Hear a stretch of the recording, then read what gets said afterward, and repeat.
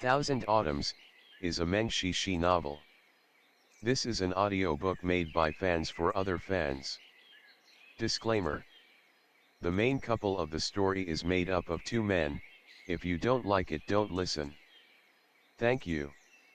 Remember, subscribe and click the bell to stay updated on all the new releases. Enjoy. Extra number 12. The night of the winter solstice, the lanterns were all hung up.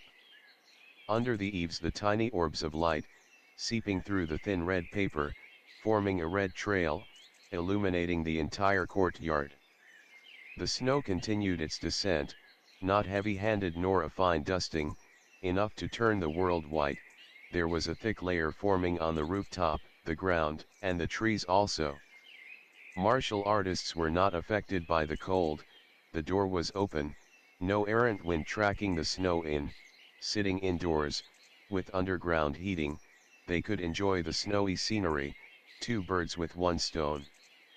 This was not Xuandu, but Chang'an Shaishi Manor, now renamed Qiaogong Manor. After Yang Jian ascended to the throne, like Yuan Yang before him, he conferred the title of Shaishi upon Yan Wushi, with the rank of Qiaogong. Truth be told, everyone knew this was merely a title, anything would do, even if it was general or some lordship. Yan Wushi was still Yan Wushi, Huanyu sect was still Huanyu sect, no one could change that. Compared to Yuan Yang, Yang Jian was more aware that in this world, not everything was decided by the emperor alone. There were still many noble families and bloodlines, their established histories and influence. Even the emperor had to lend his ear.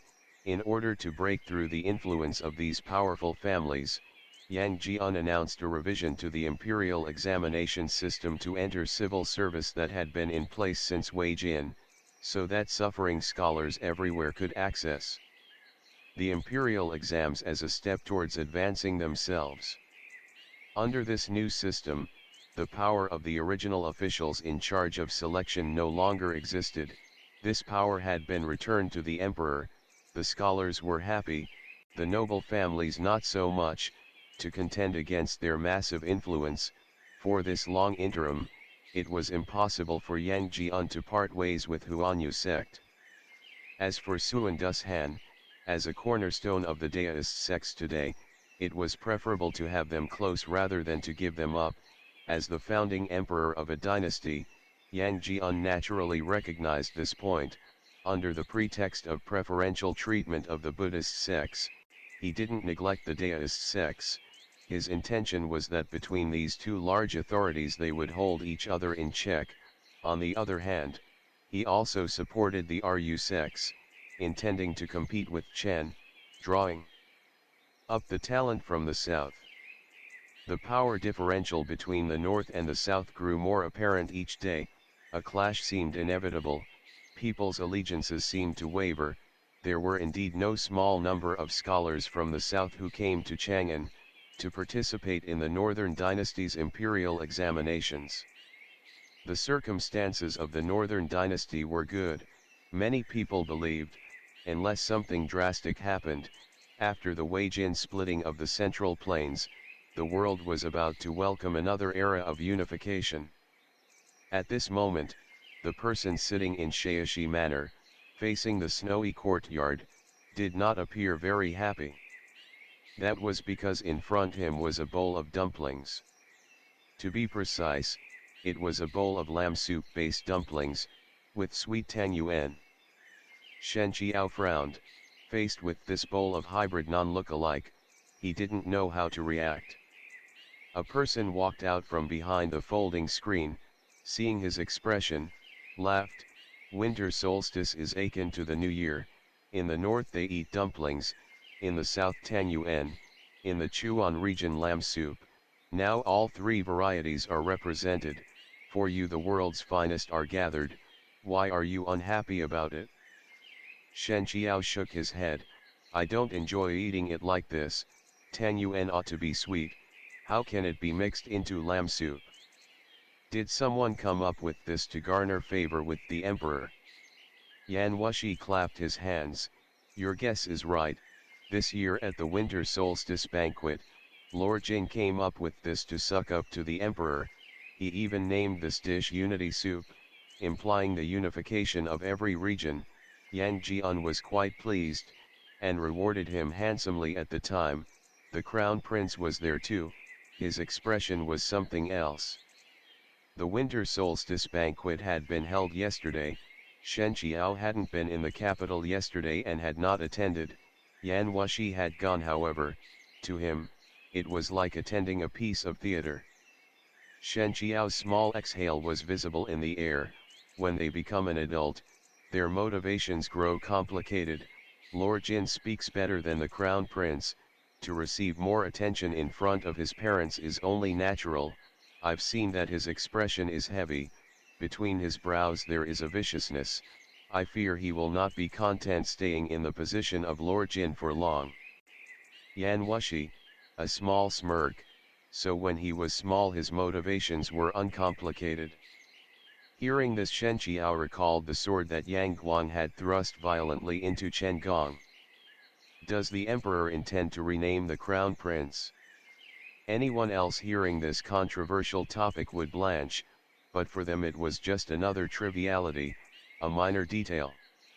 Yan Wushi, for now maybe not, but who knows in the future, most likely, in the conquest next year against Chen, if Yang Jian and Dugushi favor Yang Guang, they will certainly make him the commander, to accrue more military accomplishments. He sat down opposite Shen Qiao, directly pulled him into his embrace, then bent his head to pick up a dumpling, taking a bite of it. It's not bad, come, let this husband feed you. Yan Wushi made a motion with the wooden spoon. Of course Shen Qiao stopped him with a glare. Yan Zongju, please respect yourself. No matter how many years had passed, this person's face was still as thin as paper, unable to withstand the tiniest bit of teasing, but the more he was like this, the more Yan Wushi loved to tease him. What am I to do with all that self-respect?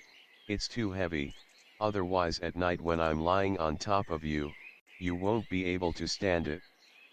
Before Shen Qiao could say anything else that could spoil the fun, Yan Wushi seized his chin, and passed him a mouthful of soup. For a moment, all was still, except for the falling snow outside, and the movement of lips and tongues inside. After a long while, Shen Qiao finally managed to push aside the person that clung to him. Out of breath he huffed, "We were having a normal conversation, keep your hands to yourself." Yan Wushi, this is more fun. Shen Qiao clearly did not agree to this definition of fun. The thing that made his expression sour was in fact the lingering aftertaste of lamb soup. This type of Tangyuan dumpling lamb soup made people run away while declining politely. It can be imagined that at the winter solstice banquet, there was no shortage of people unaccustomed to this unity soup, but they were too focused on the emperor's good spirits, and didn't dare say anything. Shen Qiao sighed. When it comes to ruling as emperor, Yang Jian can be considered quite clear-headed. This leads me to believe that I was not wrong in my choice, but when it comes to his children, he appears quite confused.